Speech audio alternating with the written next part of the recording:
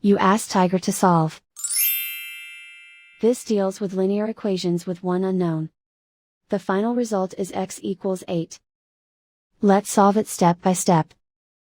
Group all constants on the right side of the equation. Subtract 7 from both sides. Group like terms. Simplify the arithmetic.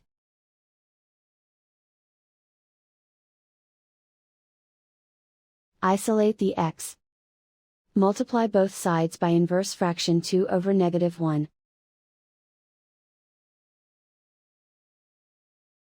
Group like terms. Multiply the coefficients.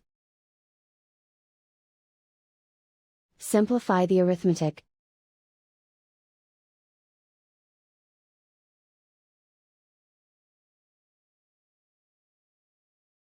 And so the final result is x equals 8.